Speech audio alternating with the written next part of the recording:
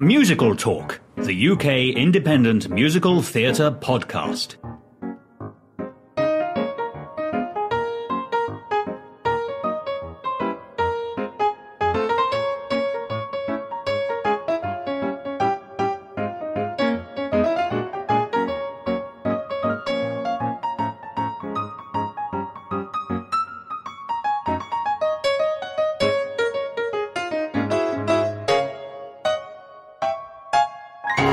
Well, still in New York, still here with John Sweeney. We haven't actually left the sofa, have we? For about No, we haven't actually. No. Everything's just been an incredible simulator. Yes, Beetlejuice came here and performed in front of us. Yes. And no, we didn't. We went to the Winter Garden to see it. And tell us about the Winter Garden Theatre. Tell us about the Winter Garden. Winter Garden is one of New York's older theaters. Great theater. Original production of Follies played there. Cats was there. Most famously, probably. One of the most famous. Yeah. Mamma Mia. Funny Girl, of course, very famous because of Miss Barbara. What else? Rocky. Did I say Rocky? No. Rocky was there. And the theatre moved or something in Rocky, didn't it? Or the stage? No, the theater didn't move. They brought it down. They lowered a boxing ring. Of course, from the ceiling. yeah, why not? Because Broadway. Yeah, Yeah. America. And now they're doing some rather wonderful things on the stage at Beetlejuice, aren't they? Yeah. So now we're getting Beetlejuice the musical. Yes. Continuing the theme of films to stage shows adapted by Alex Timbers. Exactly. It's just staged by Alex Timbers. Yes. Continuing also the theme of not having the star. Yeah. Oh God! Don't get me started. Again, we arrived at the show expecting to see Alex Brightman playing Beetlejuice, but instead we saw the very talented Will Blum. And also School of Rock played there. And it's also School of Rock with Alex Brightman. But we saw a wonderful actor named Will Blum who was pretty terrific. Yes. As Mr. Juice. As it gets called in the show. As he gets called, yes. Interesting to compare it to Moulin Rouge, and I know we shouldn't, but it is the same director, and it is the same kind of, dare we say, style over substance show? Style? Yeah, I would say it's style over substance. Beetlejuice feels even thinner than Moulin Rouge. But you said Beetlejuice had more of an emotional kick than Moulin Rouge. I found Moulin Rouge. I found Moulin Rouge was a cold or colder show. Beetlejuice, which is not a very sentimental movie, they've made the musical quite sentimental. There's a really beautiful sentimental strain running through the show. Very from the very beginning, from the minute the show begins. And we did get Alex Brightman, but I very happily enjoyed Sophia Ann Caruso's performance as Lydia. She was terrific, and the have fact you ever seen an 18-year-old perform like that? No, I have not. With a big belting voice like that. No, she was. How old was Krista Rodriguez when she did Addams Family when we saw her in that? Early 20s, I think. Early 20s. She would have been a great Wednesday Addams, wouldn't she? Yes, well, practically playing Wednesday Addams in this. Well, the material is better here. Yeah. But I was happy to see her. She gives a wonderful performance. I liked the pantomime irreverence that Beetlejuice does immediately, and he's kind of the MC of this show. Sure. Well, he comes out right away and welcomes everybody to the Winter Garden. Yeah. In rhyme as he's doing his opening number, the whole being dead thing. Yes. Let's talk about the rhyming because I think we mentioned it last time. Not great, was it? No, well, the lyrics are really clever, but the rhymes are not clever, so the lyrics feel a little clunky and a little...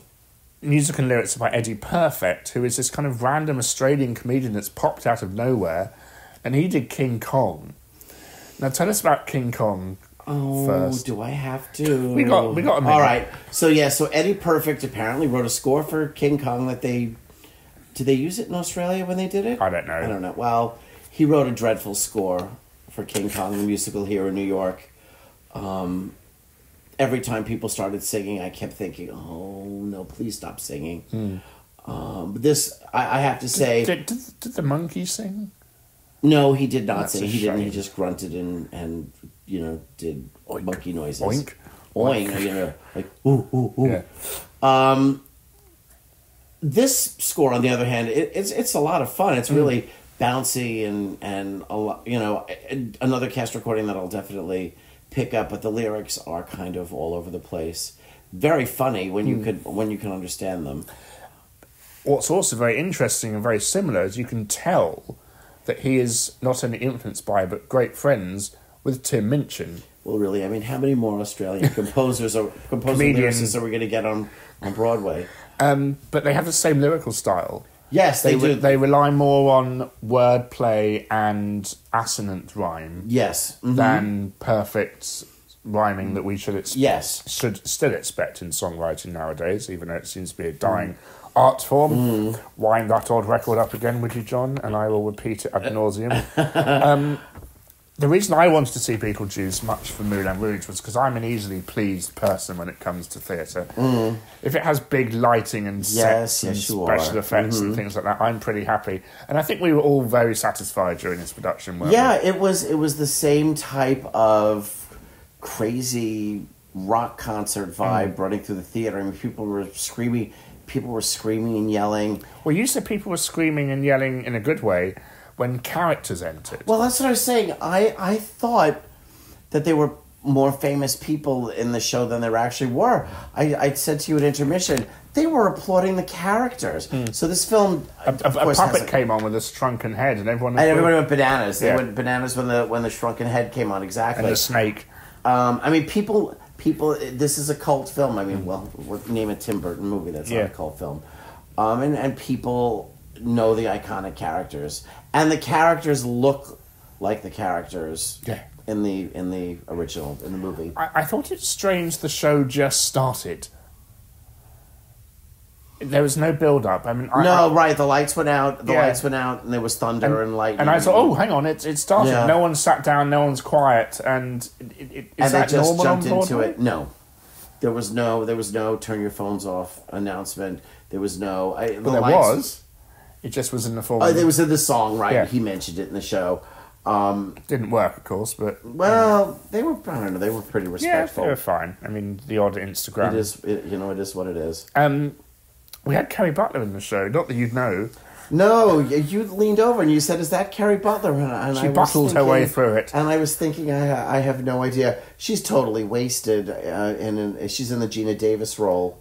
And Rob McClure, who is now wearing a dress and a Scottish accent as Mrs. Doubtfire, was originally cast in the Adam role. Okay. Who was a complete blank on stage. Yeah. He was fun, but he was a complete It's hard blank. to be anyone else in this show when you have Beetlejuice and Lydia. Yeah, they all the other characters are there, so anybody who is going to see this and is worried that they're going to miss someone from the movie, you're not going to. No.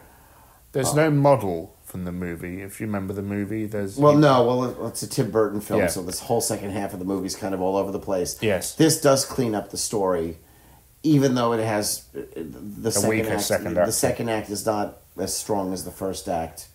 The story stuff is a little more coherent. Yeah. In the play version. I haven't seen the film for a very long time, but I enjoyed the show very, very much. I thought the script was very, very, very funny. It is.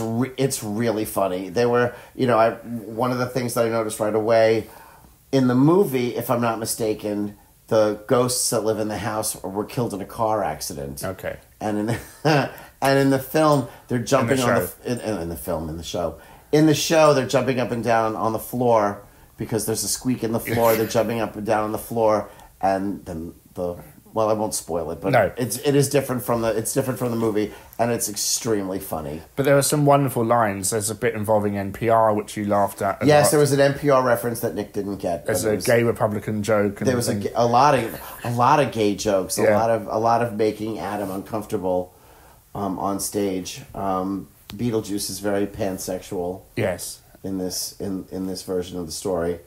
But I like the fact that because in the film, Keaton, who plays Beetlejuice, is only in it for about 12 minutes. Yeah, you were saying he has just a cameo, but he has a whole lot more to do in the musical. Which makes sense. Yeah, and he was... And I have to say, give credit to Mr. Blum. He was terrific. He was excellent. And extremely funny. But do we wonder if he's just impersonating Alex Brightman? Because I don't know. We don't know. Yeah. Because we haven't seen him. I think I said to you, I was happier to have seen an understudy, because if I saw Brightman, I knew he was just reprising his role, the zaniness of the role from School of Rock. Whereas Bloom, he's obviously doing something that he's never played. I mean, he might have understudied. Well, I just have to interrupt again. Unlike Karen Olivo in Moulin Rouge, which if you haven't heard, go back and listen to the other podcast. We do know, according to Alex Brightman's Twitter, he had food poisoning. Okay. So he missed a couple of performances due to food poisoning. So it's nice that he tells his fans. It's nice that and better to have him out, I guess. Yeah. Than. But I wasn't sad, and I wasn't. No, I was. I got past the initial annoyance. Yeah, and then and the understudy was really quite good. I expected him, from listening to the Cast album, I expected him to be walking to the audience, making his entrance. As opposed to I haven't heard the cast recording, because he says pardon. Excuse me, pardon, to barge in, and you kind of imagine him kind of shuffling down the aisles and stuff. That would have been fun, but I think the audience would have jumped all over him if he had come through the audience. They were kind of rowdy. But what a visual treat this show is. I mean, the show is very Tim Burton-esque looking. Yes, we have the kind of almost Nightmare Before Christmas-esque opening at the funeral of Lydia's mother. Well, that's good. I would say it's a good time to mention the death of Lydia's mother, which is mentioned in the film, and she's certainly sad in the movie, becomes the major... Well, she's really sad in this show. Yeah. Get over it. It's the really... Wow. It's the real meat and potatoes of the story is Lydia trying to cope with the death of her mother. And it does get quite moving in Act 2, and this is horrible for me to say, but I didn't like that. I like no spoilers. Excuse me. No, I didn't mind it. It was nice. It was nice after Moulin Rouge, not which didn't really have much heart and soul at all. Yeah, but I liked the kind of rudeness of Act 1, if you know what I mean. Yes, well, it's definitely much ruder. It's certainly much ruder than Moulin Rouge. And Act 1 is definitely wilder and more woolly than... Yeah. I have to warn you, listeners, we have a dog in this room. So we're going to throw my ferocious killer dog is bothering us to throw his ducky. So, which show satisfied you more? Which show satisfied me more? Which show satisfied me more? I think overall I enjoyed Beetlejuice more than Moulin Rouge, because of the emotional connection. Well, the emotional connection. I like the score. Yeah, a little bit better. Better. It's original songs. Because it's original songs. Yeah, and again, I don't think they gave a song list, did they? No. In the playbill. So we've now had two shows where we didn't get a song list. So I couldn't even tell you other than the whole Being Dead thing, opening number, and Dead Mom. Yes, is one of the other songs. A very, very classy title.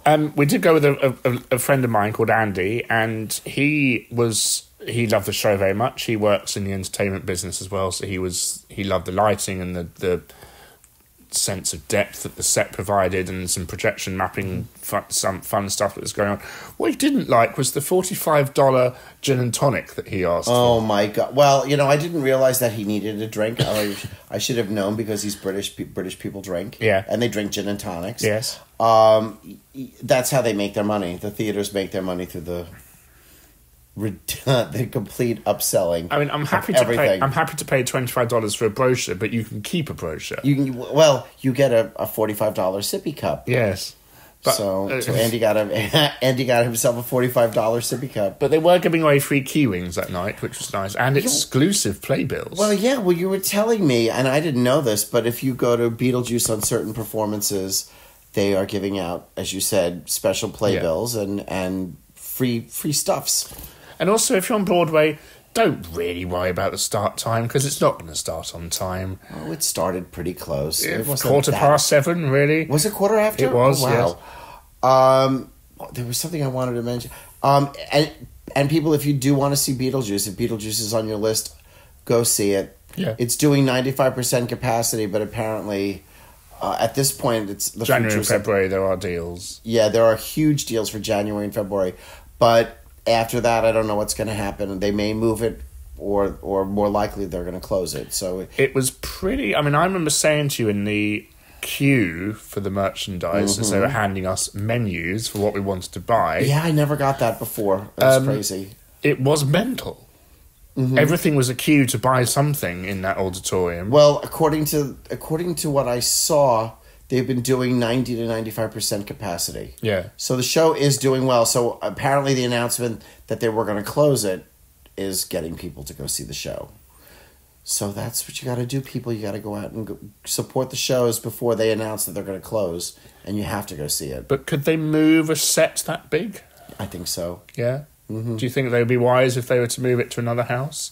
Do you know of any houses coming? That's the question. What's going to be available? It needs a fairly large house. Winter Garden, I was telling Nick, has a very wide stage, and they use it. I mean, they do the sets go the full length of the stage, so they might have to make them a little bit smaller. But I think if the show continues to do well, It'll tour. It's definitely going to tour. It'll be able to tour. There's a lot of projections in the show. But the projections are cool because they work with the sets. Yeah, they don't overwhelm. So it's They're not really it's well not done. projections on a flat No. screen giving us the illusion of sets. It's projection mapping done really well. There's lots of wobbling going on, especially when he becomes evil, effectively. Spoilers. Yes, well, And the whole- I think everybody has seen the movie at this And it point. turns into a circus, which was quite neat. Well, it turns into a circus and game shows and all sorts of stuff. Yeah. The whole second half of the second act is kind of all over the place. You just sort of have to I liked the go for it. the Netherworld set. As simple as it was a very, very clever use of With projections. yes, very, very well done. And very funny as well, how the squares just kept appearing and going bum, bum, bum, bum. Going bum, further and further into the background. This is a good place for me to I have to mention one of the best performances on stage was Leslie Kritzer. Yep. As Two people. She played two people actually. She played Delia, the self-help Guru. person Yeah. for Lydia, and was just laugh out loud funny. And then in the second act, she comes back and she plays Miss Argentina, and she is just double over with laughter funny. I mean, she's really Has a good song as well. So I've always been a fan of Leslie since we. What else has she done? She did Catered Affair. She did The Robber Bridegroom. She played Salome, the mother, in The Robber Bridegroom. And my friend Gerard and I saw her play Fanny Bryce years ago at Paper Mill, and we were all hoping that she would move. She to must be Broadway very with that. funny. She is. Well, you saw her. She Yeah. is extremely funny, and she's got a terrific singing voice. So We were quite far back, and I did feel a bit separated from the action. You feel when you're that far back and that to the side that you're watching people watch a show. did you feel that we were further away than we were at Moulin Rouge? Yeah. Really? Yeah. That's interesting. I think because we were in the stalls, so we're quite flat as opposed to That's true. where we were for Moulin at the Rouge. we were kind of above the overhang. looking at the stage as opposed to looking over a load of heads. That's a lot of bopping, swinging back and Yes. forth. Thank you to jumping the up girl and in down. front of me who was constantly jiving to the music. Yeah, I had one next to me who was jiving back and forth like a seesaw. But there were people screaming with laughter in this show. Well, it is very funny. And I know American audiences show their appreciation more than the British do. But I did turn around and gave someone a rather hard stare at some points for laughing. One of those really. It was, God forbid somebody should laugh at a musical comedy. That's just because they were so loud. And even my friend Andy said he did fear for his hearing at some points. Oh, he laughed a lot. Give me a break. I know. It was a very raucous. It was definitely wilder than Moulin Rouge the other night. Which is odd because you think Moulin Rouge is a kind of more of a rock concert than... Moulin Rouge is like a newer music. It's a newer movie. It was a Yeah. newer movie, and it was like you said, everybody knows those songs. Well, Yeah, not but everybody. people like yeah. Beetlejuice, and it's way overdue. And I liked the music in the show because it was lots of different fun styles. but they also captured the Danny Elfman-esque sound. Yes, I totally agree. Totally agree. And another show that, much like Moulin Rouge, just had music playing before the show started as well. Yeah, the same sort of riffy. And they did it all during intermission too. Yeah. Can we never have silence nowadays? No. No. Well, like you were ever going to have silence with that crowd? Forget it. Doesn't happen. Yeah. We don't know if it's going to be a third show on this trip. There might be. And there could be 2 different shows. Who knows? Yeah. So stay tuned. Maybe Yes. you'll hear some more. But if you don't, John, thank you so much for joining me. Well, thank you so much, Nick. I had a good time. And I shall speak to you soon. I hope so. I hope to do another podcast. Just have a do. Yeah. Thanks, John. Bye.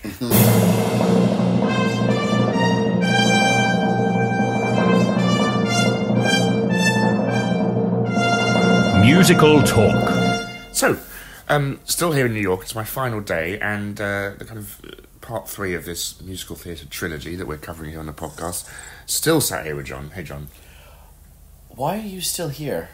I don't Who know. are you? I'm going soon. No. And I meant to say I'm still sitting here with John. Hi. So, hello. Yes, we've been sitting here for a week. 3 weeks. In the couch. We kind of teased in the last discussion that we might be going to see Mean Girls. The reason you're listening to this episode is because we have seen Mean Girls. But I want to talk a little bit about the experience itself before we even got the tickets for the show. Go ahead. Yeah. So it was a holiday weekend, we discovered. The day we're recording this is Martin Luther King Day. That's today. Yeah, so happy MLK Day. Yes. And there were no discounts at all for this show. No, there? Well, there weren't. Not that we could find. No. So we ended up getting a discounted tickets. We ended up getting discount tickets, but if you look on any of the ticketing apps, starting next week again, the prices drop. Is that the same for all shows? Around the holidays, especially. Right. Like you'll never get a holiday discount from say December 5th until the end of January. Right. So I came until January comes in. So I came like a week early, didn't I? You just came when there was a holiday weekend. Yeah. We had discounts for the other 2 shows. I kind of laughed at this discount, really. Yeah, it was still more. It was still. We don't have to discuss prices. No, that's so vulgar. We paid more than we wanted to, but they were discounted. I mean, we were in the 5th row of the mezzanine at the August Wilson, which used to be the Guild Theater, which was also the Virginia Theater, but it's like the Winter Garden. It's very wide, but fairly shallow. So we were, overhanging, and it was fine. The orchestra, the seat was excellent. The seats were excellent. What's interesting here is none of the 3 theatres I've been to have anything above the mezzanine, because usually in England we have the stalls, the dress circle, the upper circle, the balcony. That was just a coincidence. Yeah, it was just a coincidence. Most of the theaters have a second balcony. So therefore, all the expensive seats, as far as I'm concerned, are always in the dress circle and the stalls. It's when you get to the balcony and the upper circle where it gets a bit more restricted. So everything here had a good view. Everything here had a good view. I mean, one of the things that I noticed when you buy a cheap seat in England, unless it's a day ticket, you are sitting up in the 3rd balcony and you have absolutely no leg room, and you sort of have to hold on and lean forward and hope gravity doesn't especially the Palace Theatre where Harry Potter's playing. It's absolutely terrifying up there on the top. Well, I remember my friend Gerard and I went to see Journey's End in the West End, in one of the theaters on Shaftesbury Avenue, and we were up in the 2nd balcony. Now that show was lit almost completely by natural light, right? So we had to take it on faith what was going on. We could hear everything, but we couldn't really see everything, and we had a gigantic pillar sort of between us and in front of us, and you just we would hold on to the pillar and lean forward to try and catch everything. But how much did you pay? It wasn't a lot. Right. It wasn't a lot. Your day tickets are much cheaper than our day tickets. Yes, I realise that. And also a lot easier to get, which brings me on to the next thing of the experience. People were queuing up. We saw Beetlejuice's queue first, didn't we? Yes, because we walked up from 51st Street. The Beetlejuice line was ridiculous. And although, as I noticed, Alex Brightman is back, so yay food poisoning. And we got up to the Mean Girls Theater, the August Wilson, and they were maybe, what would you say, about 30 people ahead of us in the line. And I thought we'd get a rush ticket because it's a 2-show day on Sundays for them. They do a 1 o'clock and a 6:30, but no such luck. But we did get a discount. We did get discounted tickets, but you have to go in person, and you have to be there when the box office opens. And the people in front of us had gotten there only 10 minutes before us, but they told somebody else that the people at the front of the line had been there since like 6 a.m, which I'm sorry, I'm not doing anymore. No, neither was I prepared to stand for $30. No, that was the other thing. They were selling all the standing room spots. I offered, but Nick said no. No, because I'm an old man, and I'm also a very tall man, and it's just no, not for me. Well, no. So we did get a discount for appreciably more money, but it was fine. They were really good seats. I don't let me put it to you this way. If the litmus test is, did you feel okay paying the money? I did feel okay paying the money. I didn't feel like I was ripped off. And it's not like you'd seen the show before, so you didn't feel that you were, wasting money seeing something you'd seen before. I was fine. And you were curious to see it. Yes. This was third on my list of kind of... 3 feels like a... first world problems. 3 feels like a very nice amount of shows to see on a trip. Well, you're asking the wrong person, because I'll go for a week and I'll see 9 12 shows. shows, So 3 is good for a novice. We had a day, and Sunday here was a show day, which is odd. And the show started at 1 o'clock in the afternoon, which is lovely. We were back out on the street by 3:30. 3:30, yeah. And my God, I'm glad we saw this show. I am too. I had no idea it was good. Well, go ahead. You can start. Well, I'd seen the film once a couple of years ago and enjoyed it. And then the musical was announced. I thought, yes, it's in that kind of teen high school musical thing, and subgenre. And of course Nell Benjamin is involved because no one else can do lyrics apart from her when it comes to that genre. And I was very, very glad when I read she was involved, because we were saying yesterday also how good the lyrics for Legally Blonde are. Yes, and these lyrics are very crafty. Yes. Very well constructed, very funny. So in a way, of the trip, it's been the best show to see as regards the craft of a traditional book musical, wasn't it? Yes, I would agree. It's the most satisfying, strangely enough, of all 3 shows. It was the one show, because I told you, I want to feel emotionally invested somehow in the show, and it's the only one that I felt emotionally invested in through the whole show. Okay. And you're a teacher. You were a teacher. Yeah, so there was that one line about being homeschooled, and thank you for whatever it was thank you for taking money from my union, which cracked me up because so yay teacher, yay for a musical where the teacher actually is sort of a figure. If anybody has seen the movie, they know it's the Tina Fey character. She starts off as kind of a figure of fun, and then about 3/4 of the way through the story, the character turns completely, and she's a pusher. She's a pusher, but she really becomes the emotional focus. She's a motherly role in the show, isn't she? She's terrific. And the book by Tina Fey is excellent as well. The book is really good. Fey did a very good job adapting her screenplay. You'll be glad to hear all the very famous, catchphrase moments are in the show. Another thing I was worried about was the audience, because I feel horrible saying this, but it's slightly true. You have a show like this and a certain stigma is attached to it, isn't it? Well, you're expecting a certain amount of screaming, a certain amount of squealing, almost like when we saw Beetlejuice. It was the same. Actually, so this is the third. We could subtitle this whole trip of yours as movies into musicals, because all 3 of them started out as films and then became stage musicals.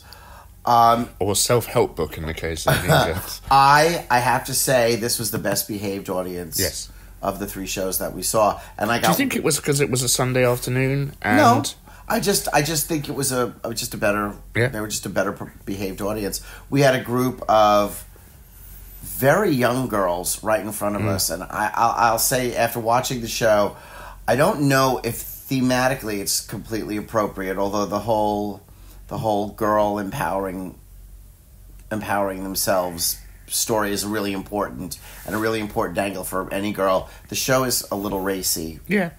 But I think teenage girls are a little racy nowadays. Well, except those girls sitting in front of us were not teens. No.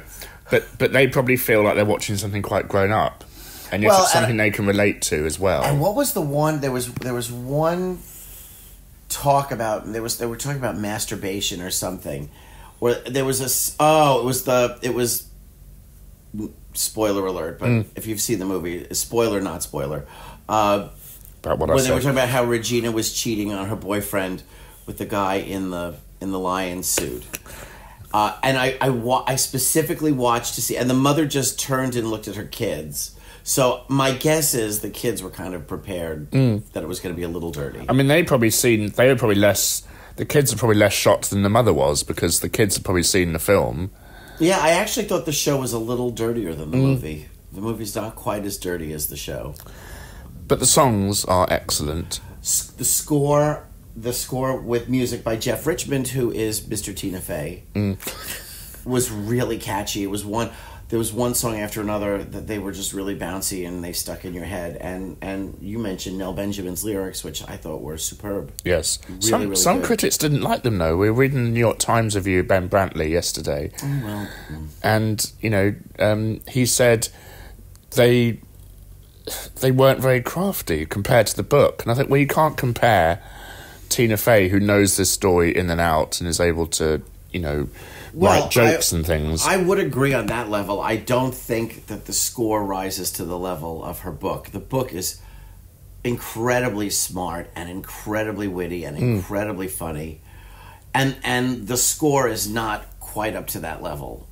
No, but it's satisfying. I actually felt really relaxed listening to these songs because I know every single rhyme is going to be absolutely perfect. Yeah, and it was. And they were. There were no false rhymes. It was really a treat. Which is a breath of fresh air. And the songs are funny. They're just not quite as funny and as pointed as her book. But if Tina Fey were to have written the lyrics, they would have been false rhymes everywhere, and they probably would have been funnier. Well, do we know? I mean, do we know if she can write a lyric? I don't know.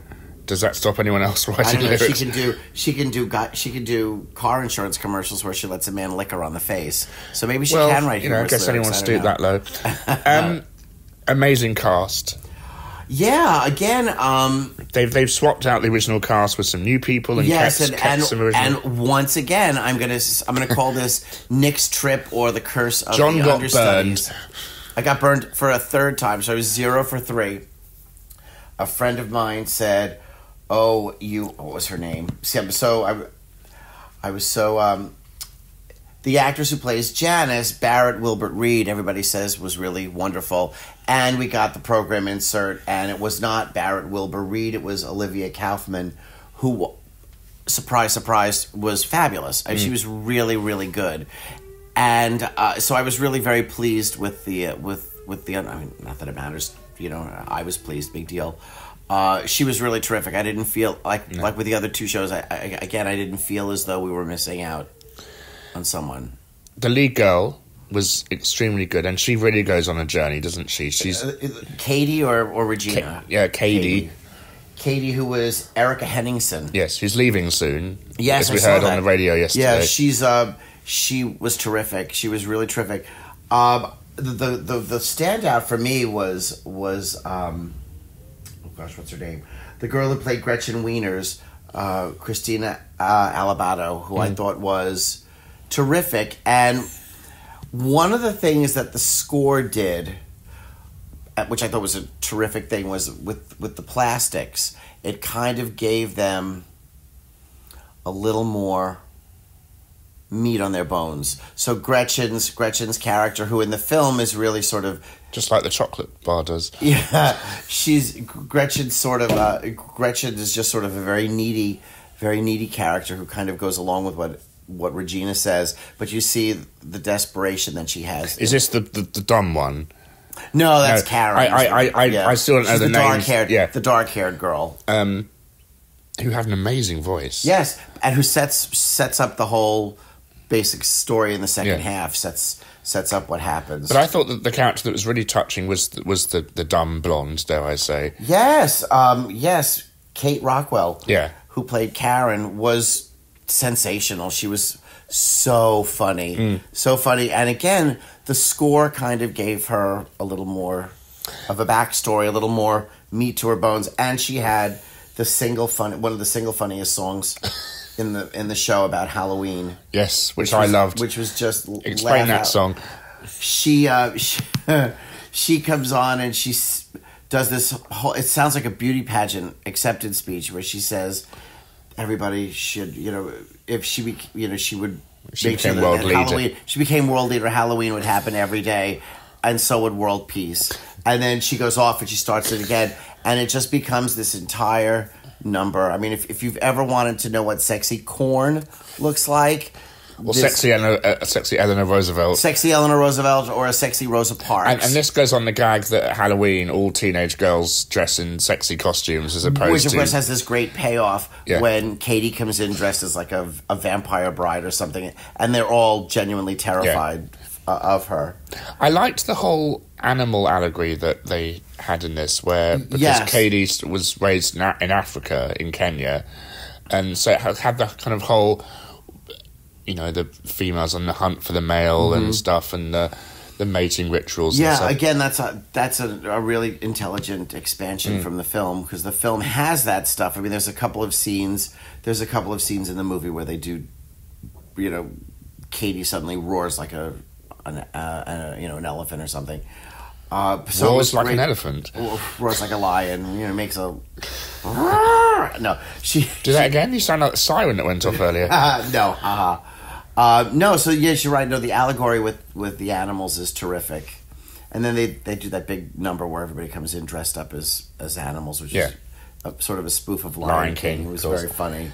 Very, very funny. Let's talk about the design and the set elements. Well, I guess you could say it was a virtual set. Yeah. Really, it's all computer graphics. It's a curved LED screen in the Yes. back, if you want to get technical, with doors that open and close. And one thing I liked is they had kind of wings, I guess you could call them. Not wings as in birds, but wings as in hallways that went off Yes. the set. And they even were also curved. Yeah, and even they had screens on them, which was nice. Yeah, so they were able to change from one scene to another in the blink of an eye. And the thing that I thought was great was it actually looked like stage sets. I mean, you could say, well, they'll be able to do the show, even if they want to just use regular flats and things like that. They don't have to be. The transitions were also like stage sets. They would swipe left, they would swipe right, they would swipe up and down. Yeah. But they had physical sets that came on as well, of course, which was nice. Yes, they do the death scene, and I'll leave it at that. Which was something you were anticipating. Yes. They sort of did it exactly the way I was expecting it, but again, it was extremely funny. And if you've seen the movie, you know what I'm talking about. If you haven't seen the movie, well, you'll just have to rent the movie or see the show. And a reasonably priced $20 brochure, which made a change. Yes, and it was very informative. And lots of great pictures. Yes. So one of the things that I looked at last night before I went to bed, they are making a big deal out of this Cameron Dallas person who they brought in to play Aaron, Katie's sort of love interest. And apparently he's a YouTube person. I don't know what they even call him. Vine. He's a YouTube. He was a Viner originally. Whatever. And then he disappeared. So I was reading online on some of the message boards, and we saw like his 5th performance. Okay. Because he started performances on the 14th. I thought he was fine. I mean, there's not a very good singer, but the character has almost nothing to do. I mean, he's just sort of there to look like eye candy, and he has about a half a song with her. So it didn't bother me, but some of the outrage online was just epic. But people screaming and yelling about Mean Girls, a personality replacing the part an actor should be playing. But I don't know if it's helped business in any way. I mean, it looked pretty much sold out last night. It was, and the mezzanine level is always a way to work out if a show is sold out. Sure, if you can look into the orchestra, yeah. Yeah. So he was in the show, and he meant absolutely nothing to us. But I don't even remember. He didn't even get entrance applause when he came in. I thought they would make a big deal, but they didn't make a big deal. The audience were very well behaved. It didn't even get us full standing ovation. No. Well, what I thought was interesting was when we saw Beetlejuice, and even when we saw Moulin Rouge, the characters got entrance applause. Not the performers, but the characters. Regina gets entrance. I was just going to say the only one in this show that got applause was Regina, and they actually kind of give her a real star. You wait for her to come on, don't you? You keep waiting for her to come on, and it doesn't disappoint. She's got a star entrance that was just... She acted amazingly, but her singing voice was very strange. I thought she had a great voice. Horrible diction. Yeah.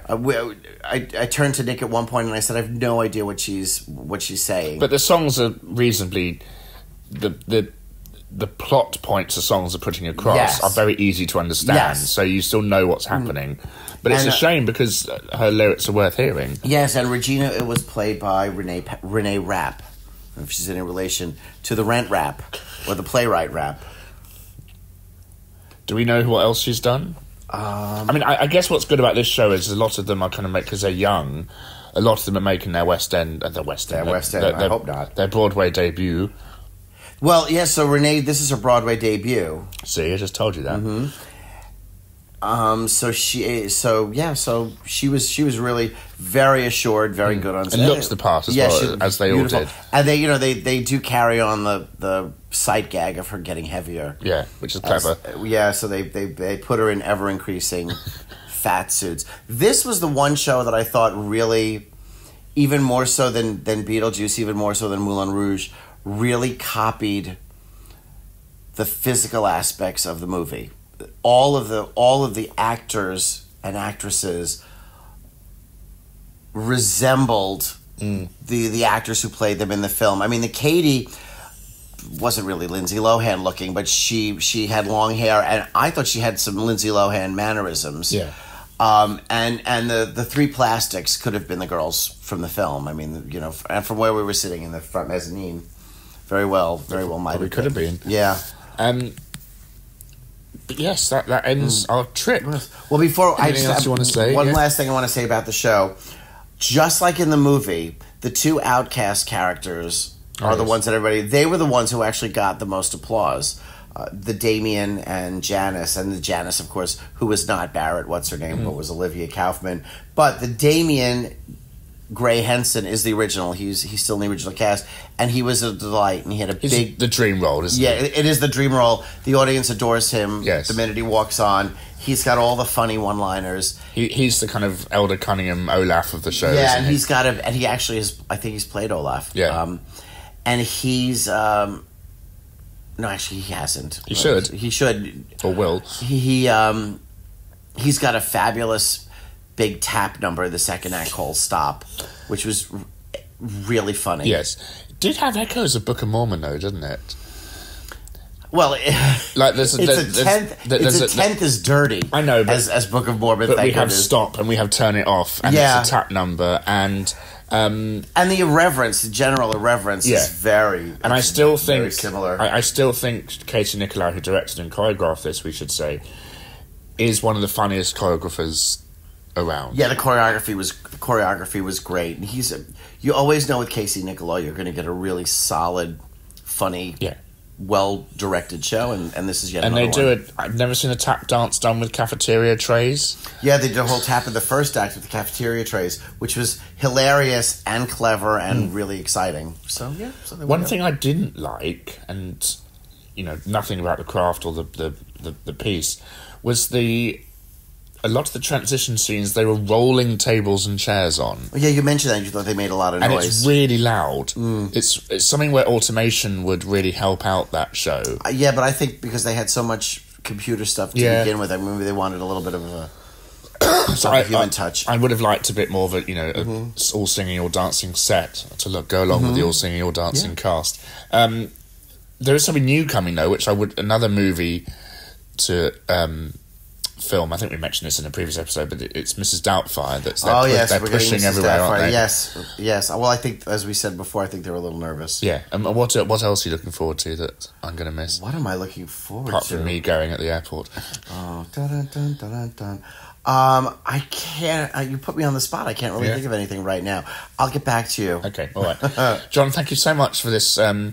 I guess Lehman trilogy style episode. Yes, very good. It was fun. I'm glad you came. I'm glad we got to see a couple of shows. And thank you. I'll see you in London, I presume. I hope so. Thanks Turn a it lot. off. There you go.